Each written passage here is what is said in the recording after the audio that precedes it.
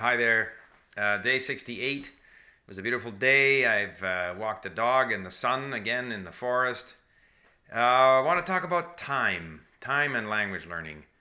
Time is ultimately the rarest resource that we have in life. I mean, it's the ultimate non renewable resource. We can't make it. We can make products, we can plant stuff in the ground and it'll grow, but we can't make time. So, when it comes to language learning, we have a limited amount of time available because we have other activities. And so we have to make decisions. Like today, it's a lovely day. My wife went to play golf. So I was tempted to play golf. But then I would get no Korean studying done. We're going out to dinner tonight. So if it weren't for the 90-day challenge, I probably would have gone to play golf. In the end, I studied Korean, and then I also walked the dog for a good hour and a half, which was great. I loved it.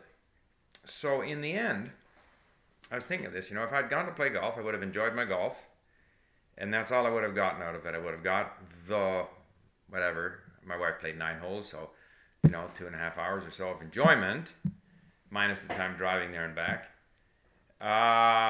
And when I drive there with my wife, I can't listen to Korean. So instead, I did probably 3 hours here at home between linking and reading on my iPad. And then I had another hour and a half in the bush while listening and walking the dog. So, and that was enjoyable. Maybe not as enjoyable as playing golf, but enjoyable nevertheless. However, when you look at time, I was just thinking about this, there are those activities which basically the enjoyment or lack of enjoyment is basically all contained in the activity. I guess playing golf, there's some benefit in that you're out in the fresh air. Then there are those activities that may or may not be enjoyable, but they have an effect, an impact, a result, a consequence. That consequence may be good or bad. So, I was thinking, anytime you have a decision on how to spend your time, if you choose to spend your time getting drunk, that might be enjoyable, but it might have some rather unpleasant consequences. If you, like in my own case, I find studying flashcards not all that enjoyable. I might do it while I'm waiting, for my food in a restaurant or something. I wouldn't spend an hour or an hour and a half doing flashcards because it's not enjoyable. But it probably has some benefit. I'm not sure of that, but I'm sure it has some benefit. I should say it does have some benefit. I'm not sure how much benefit it has.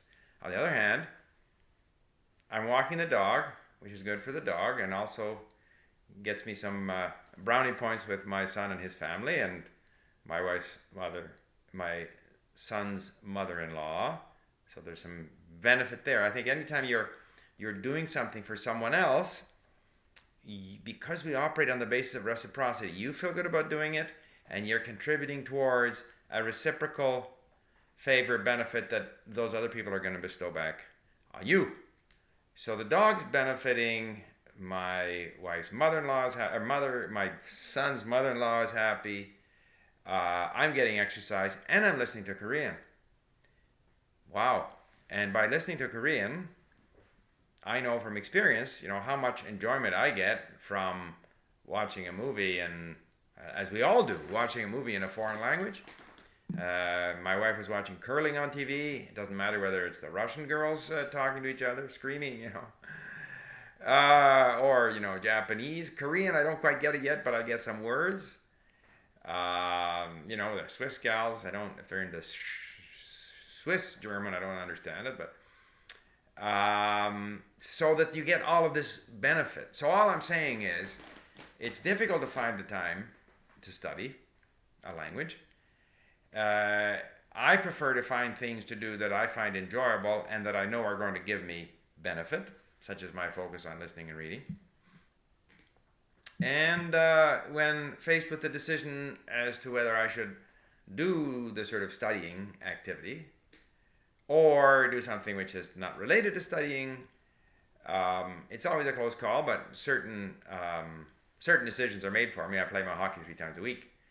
But the optional ones, it's often a toss-up. So Sometimes I'll say, oh, well, I'll go and play golf, although that may not be high on my agenda. It makes my wife happy, so I get some reciprocal benefit there. So anyway, I was just philosophizing about time and how, we can't stretch time, but we can get more benefit out of our use of time if our activity is both beneficial to us, possibly beneficial to others, and has other long-term benefits that are going to bring benefit later on. Ultimately, what we want is to maximize happiness, not just the immediate short-term happiness, but sort of a constant state of happiness, A, because of what we choose to do at a given point in time, and B, because of what we invest in activities, health, knowledge, helping friends, etc.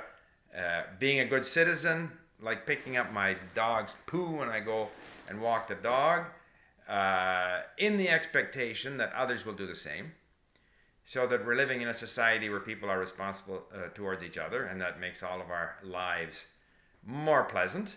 And I think that's a large part of why we contribute to these various social programs that help people who are less lucky, because a lot of us who are better off have just been lucky in most cases. So anyway, thought I'd philosophize well beyond the issue of time, but time is the ultimate scarce, rare commodity when it comes to language learning. So we all have to make decisions as to how we find the time and how we spend the time in our language learning. I hope all of that makes sense. The more I talk, the less sense it makes to me. Bye for now.